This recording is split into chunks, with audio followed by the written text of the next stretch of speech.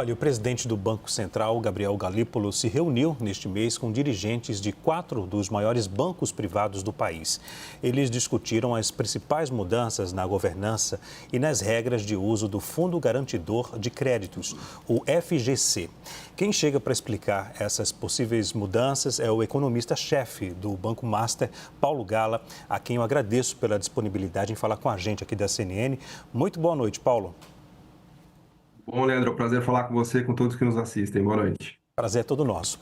Paulo, qual é a sua avaliação sobre as possíveis novas regras do FGC? É preciso mexer nesse fundo? Olha, acho que primeiro é importante dar um contexto do papel que o FGC teve no aumento da competição do sistema financeiro brasileiro. A gente tem uma situação em que vários bancos tiveram acesso à captação das poupanças das famílias, Banco Master, inclusive, muitos outros bancos pequenos e médios, por conta de um novo sistema que a gente tem de plataformas, né, que permite que as pessoas acessem esses CDBs nos seus telefones, né, por conta do FGC, que funciona como uma espécie de um seguro de crédito, e por conta de avanços tecnológicos, né. É uma situação muito diferente do que a gente tinha no passado, em que grandes bancos controlavam todo o acesso a essas poupanças, porque os grandes bancos têm muitas agências, então todo mundo colocava o seu dinheiro ali nesse grande banco por conta dessas agências. Os economistas chamam isso de barreiras à entrada, né? Com o avanço das plataformas, das fintechs e do próprio FGC, a gente criou um novo ecossistema de crédito no Brasil que é mais democrático e muito mais competitivo, né? Então, hoje a gente tem uma situação em que os bancos pequenos e médios e as plataformas conseguiram avançar em mais de 10, quase 15% do total de ativos do sistema financeiro brasileiro, algo que estava totalmente na mão dos bancões antes, né? Então, o primeiro ponto que eu acho que a gente tem que colocar é que o FGC ele é uma ferramenta de aumento de competição muito, muito importante para o sistema financeiro brasileiro, que já é concentrado, né? Então, é evidente que os bancões ficam incomodados com isso, porque eles estão sofrendo concorrência por conta, obviamente, desse desenho institucional que a gente tem, que é pró-competitividade. Então, me preocupa muito qualquer mudança que seja feita no FGC que signifique um retrocesso no que a gente já conseguiu ter de aumento de competição do sistema, porque é importante lembrar que nosso sistema financeiro ainda é concentrado, né? Se a gente comparar o Brasil com os Estados Unidos, por exemplo, os Estados Unidos têm centenas de bancos que dominam a maioria dos ativos. No Brasil, apenas 5 bancos dominam mais de 80% do mercado. Então, o contexto, né, dessa discussão de competição é muito, muito importante para que todos entendam, né? Agora, Paulo, eu vi aqui que o FGC foi criado em 1995, né?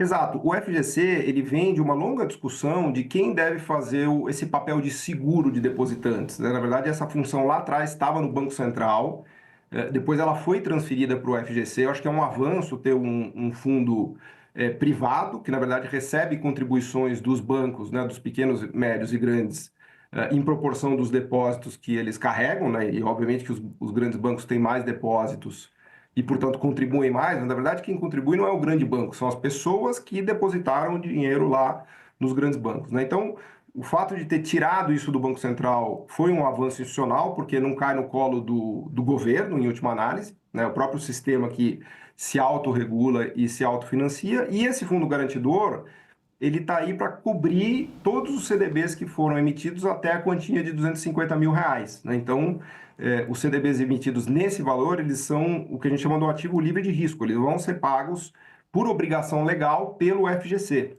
Então, esse é um desenho institucional bastante avançado que o Brasil fez nos anos 90, inclusive fruto de toda a discussão que a gente teve na época de Proera, de socorro a bancos e tudo mais. Eu acho que é um avanço institucional brasileiro que precisa ser preservado, né? Ele não só ajuda na solidez e na estabilidade do sistema, como no aumento da concorrência. Tem vários trabalhos do FMI, inclusive, e do Brasil, na Fundação Getúlio Vargas, tem alguns trabalhos interessantes que mostram como o FGC tem contribuído para o aumento da concorrência do sistema financeiro brasileiro. Isso é muito importante, né? Esse ponto que eu gostaria de tocar agora, de que maneira o fundo contribui para a estabilidade financeira do país? Então, na medida em que ele vai honrar um CDB de até R$ 250 mil em qualquer hipótese, por obrigação legal, né, isso não é do arbítrio, uma prerrogativa do FGC escolher isso, né? Ele é obrigado por lei, ele está constituído para honrar, né, um CDB de até R$ 250 mil por CPF, né?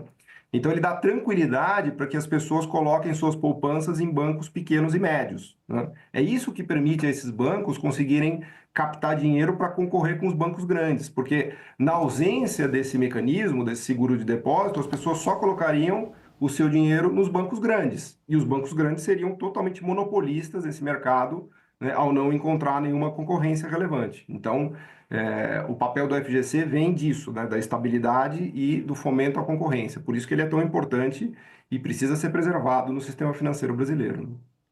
Agora, Paulo, toda a operação do FGC precisa ser reportada ao Banco Central, né? Essa transparência garante segurança para o sistema bancário também? Sem dúvida, sem dúvida, né? Primeiro que todos os fundos que estão colocados lá dentro do FGC são, né, submetidos a uma total transparência. O FGC ele investe esses recursos, né? Agora, é importante registrar que na legislação atual, o Banco Central ele tem poder de veto em algumas decisões do FGC, mas ele não tem poder de mando direto nas decisões, né?